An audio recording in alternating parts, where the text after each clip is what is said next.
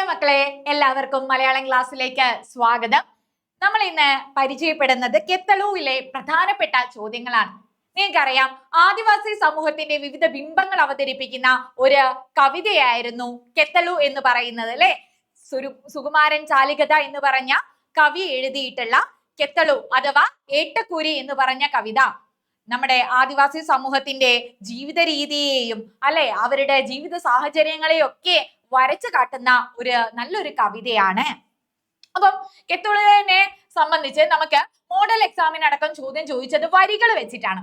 വരികൾ വെച്ചിട്ട് അതിന്റെ സവിശേഷത, ആ ബിംബങ്ങൾ എന്തിനെയൊക്കെയാണ് ഉദ്ദേശിക്കുന്നത്, ആ തരത്തിലാണ് നമുക്ക് മോഡൽ പരീക്ഷയ്ക്കും ചോദ്യങ്ങൾ വന്നിട്ടുള്ളത്. ആ തരത്തിലുള്ള ചോദ്യങ്ങളാണ് നമ്മൾ ഈ ക്ലാസ്സിൽ പരിശോധിക്കാൻ വേണ്ടി പോകുന്നത്. അപ്പൊ ഇതൊരു റാവുള ഭാഷയിൽ എഴുതിയിട്ടുള്ള കവിതയാണ്. ആ കാര്യങ്ങളൊക്കെ മക്കൾ ഓർത്തു വെച്ചോളണം. റാവുള ഭാഷയിൽ എഴുതിയിട്ടുള്ള കെത്തളു അഥവാ ഏട്ടക്കൂരി എന്ന് പറഞ്ഞ കവിത അതെന്താണ്, പാർശ്വവൽക്കരിക്കപ്പെട്ട വിഭാഗമായ ആദിവാസികളെ കുറിച്ചും അവരുടെ ജീവിതത്തെ കുറിച്ചും എങ്ങനെ അവർ പുറത്താക്കപ്പെട്ടു എന്നതിനെ കുറിച്ചും ഒക്കെയാണ് പറയാൻ വേണ്ടിയിട്ട് ശ്രമിക്കുന്നത്. അതിന് അവരുടെ ജീവിത പരിസരങ്ങളിലെ തന്നെ ബിംബങ്ങളാണ് കവി അവിടെ ഉപയോഗിച്ചിരിക്കുന്നത്. ആ കെത്തളുവിലെ പ്രധാനപ്പെട്ട ഒന്നാമത്തെ ചോദ്യം ഇതാണ്: ഒളിഞ്ഞു നോക്കിയ കൈതപ്പൂവിന് വഴിവെട്ടിയാടുന്ന കാറ്റും. അത് നമ്മുടെ കവിതയിലെ ഒരു വരിയാണ്, ഒളിഞ്ഞു നോക്കിയ കൈതപ്പൂവിന് വഴിവെട്ടിയാടുന്ന കാറ്റും എന്ന് പറയുന്നത്. അപ്പം ഈ വരികളിൽ കാറ്റും കൈതപ്പൂവും തമ്മിലുള്ള ബന്ധം എങ്ങനെയാണ് കവി അവതരിപ്പിച്ചിരിക്കുന്നത്? അങ്ങനെ ചോദിച്ചാൽ ചിലപ്പോൾ നമ്മൾ അങ്ങ് പെട്ടു. ഇല്ല, ഈ ക്ലാസ് കാണുന്നതോടുകൂടിയിട്ട് നമുക്ക് എന്തായാലും സുഖമായിട്ട് എഴുതാനും പറ്റും. അപ്പൊ നമ്മൾ എന്ത് എഴുതണം? കൈതപ്പൂവിനെ ഒളിഞ്ഞു നോക്കുന്ന ഒരാളായിട്ട് സങ്കല്പിച്ചിരിക്കുകയാണ് ചെയ്യുന്നത്. ആ പൂവിന്റെ അടുത്തേക്ക് കാറ്റ് ഒരു വഴി പോലെ ഉണ്ടാക്കി ഓടി ചെല്ലുന്നതായിട്ടാണ് കവി വർണ്ണിക്കുന്നത്. ഇത് കാറ്റും പൂവും തമ്മിലുള്ള സൗമ്യമായ കളിയാടുന്നത് പോലെയുള്ള ഒരു ബന്ധത്തെയാണ് കാണിക്കുന്നത്. അതായത് കാറ്റ് പൂവിന്റെ ഗന്ധം വഹിച്ചുകൊണ്ടോ അതിനെ തഴുകിക്കൊണ്ടോ പോകുന്നതിന്റെ മനോഹരമായ കാഴ്ചയാണ് ഈ ഒരു ബിംബത്തിൽ നിന്ന് ലഭിക്കുന്നത്. ഒളിഞ്ഞു നോക്കിയ കൈതപ്പൂവിന് വഴി വെട്ടിയാടുന്ന കാറ്റും.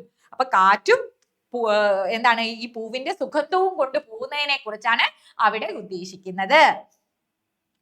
മറ്റൊരു ചോദ്യം ഇതാണ്: മരത്തിന്മേലെ മരവാഴപ്പൂക്കൾ 5-8 പെണ്ണിനെ തേടുന്നു.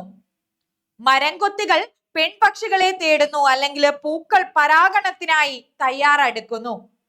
ഈ വരികൾക്ക് നിങ്ങൾ നൽകിയ വിശദീകരണത്തിന്റെ അടിസ്ഥാനത്തിൽ പ്രകൃതിയിലെ ഏത് പ്രതിഭാസത്തെയാണ് ഇവിടെ സൂചിപ്പിക്കുന്നത്? അങ്ങനെയും ചോദിക്കാം നമുക്ക്. എന്താ എഴുതുക നമ്മള്?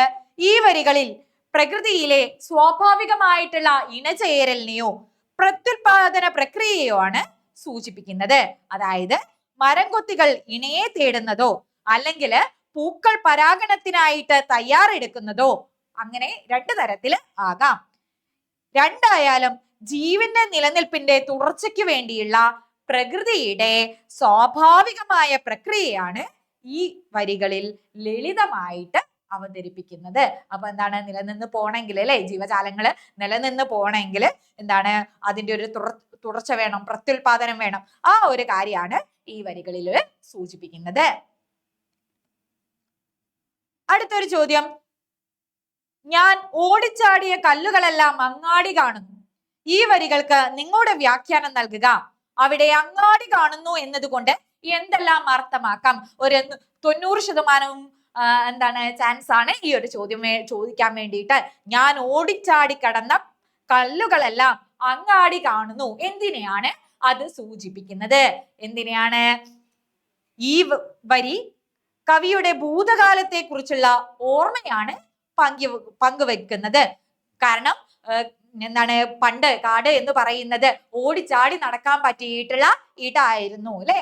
അപ്പൊ ഇവരെ ഓടിച്ചാടി നടന്ന വഴികളിലെല്ലാം ഇന്ന് കല്ലുകള് അത് അങ്ങാടി കാണുന്നു എന്ന് പറഞ്ഞാല് നമ്മള് മനുഷ്യര് അല്ലെ, നാഗരികരായിട്ടുള്ള മനുഷ്യര് നടത്തിയിട്ടുള്ള കയ്യേറ്റത്തെ കുറിച്ചാണ് സൂചിപ്പിക്കുന്നത്. താൻ മുൻപ് ഓടിച്ചാടുന്ന വഴികളിലെ കല്ലുകൾ ഇപ്പോഴും അവിടെയുണ്ട്. അവയെ താൻ ഇപ്പോഴും കാണുന്നു. അങ്ങാടി കാണുന്നു ഒരു പക്ഷേ എന്നെ നോക്കുന്നു അല്ലെങ്കിൽ അവിടെയുണ്ട് എന്ന അർത്ഥത്തിലാവാം. കല്ലുകൾ എന്നത് കഴിഞ്ഞുപോയ വഴിയിലെ തടസ്സങ്ങളെയോ അനുഭവങ്ങളെയോ സൂചിപ്പിക്കാം. അവ ഇപ്പോഴും ഓർമ്മയിൽ മായാതെ നിൽക്കുന്നു. ഭൂതകാലം തന്നെ പിന്തുടരുന്നു എന്നൊരു ഭാവവും അതിനുണ്ട്. അങ്ങാടി കാണുന്നു എന്നതിന് കവി കടന്നുപോയ വഴികളിലെ കല്ലുകൾ ഒരു അങ്ങാടിയിലെ കാഴ്ച വസ്തുക്കളെ പോലെ നിസ്സംഗമായിട്ട് നിലകൊള്ളുന്നു എന്ന അർത്ഥത്തിലും നമുക്ക് എടുക്കാം. തന്റെ ഓട്ടപ്പാച്ചിലുകളൊന്നും അവയെ ബാധിക്കുന്നില്ല. ആ കല്ലുകൾ തന്റെ യാത്രയ്ക്ക് സാക്ഷ്യം വഹിച്ചതാണ് എന്ന അർത്ഥവും ഇതിനെ നൽകാം. ഓർമ്മകൾ, അനുഭവങ്ങൾ, കാലത്തിന്റെ മാറ്റമില്ലായ്മ, പ്രകൃതിയുടെ സാക്ഷ്യം, പിന്നെ എന്താണ് നമ്മുടെ മനുഷ്യന്മാരുടെ കയ്യേറ്റങ്ങള് എന്നിങ്ങനെ പലതരത്തിൽ ഈ വരിയെ നമുക്ക് വ്യാഖ്യാനിച്ചെടുക്കാൻ വേണ്ടിയിട്ട് കഴിയും.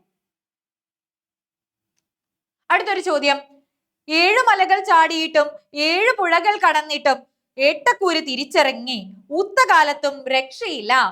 പാർശ്വവൽക്കരിക്കപ്പെട്ട ഒരു ജനതയുടെ അതിജീവനത്തിന്റെ പ്രതീകാത്മകമായ ചിത്രീകരണമാണോ കാവ്യഭാഗത്തുള്ളത്?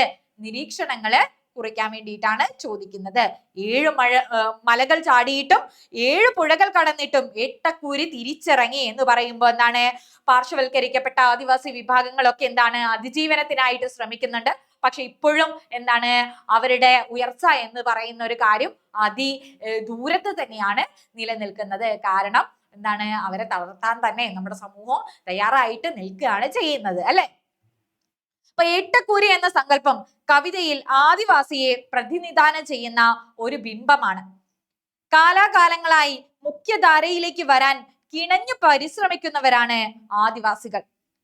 ആരോഗ്യം, വിദ്യാഭ്യാസം, തൊഴിൽ മുതലായ മേഖലകളിൽ പുരോഗമനത്തിന്റെ പടവുകൾ കയറാൻ അവർ കഴിവതും ശ്രമിക്കുന്നു.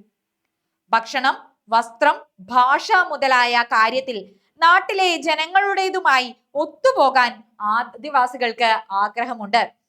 പക്ഷേ എത്ര പരിഷ്കരണ പ്രസ്ഥാനങ്ങളും പുനരധിവാസ ശ്രമങ്ങളും കടന്നുപോയിട്ടും ആദിവാസികൾക്ക് പഴയ നിലയിൽ നിന്നും ഗണ്യമായ പുരോഗതിയൊന്നും ഇന്ന് ഉണ്ടായിട്ടില്ല എന്നതാണ് യാഥാർത്ഥ്യം.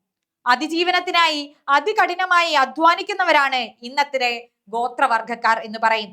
പക്ഷേ ചെമ്മീൻ ചാടിയാൻ ചട്ടിയോളം എന്ന അവസ്ഥയാണ് അവരുടേത്.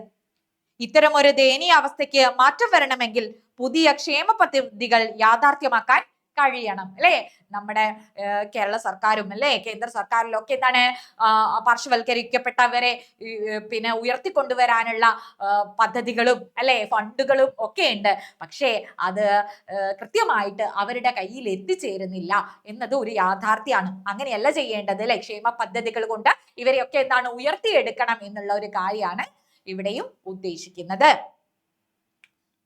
അപ്പം ഇതാണ് നമ്മുടെ കെത്തളു എന്ന് പറഞ്ഞ ഭാഗത്തില് ചോദിക്കാൻ ചാൻസ് ഉള്ള ഏറ്റവും ഇമ്പോർട്ടന്റ് ആയിട്ടുള്ള ചോദ്യങ്ങള്. അപ്പം അടുത്തത് നമുക്ക്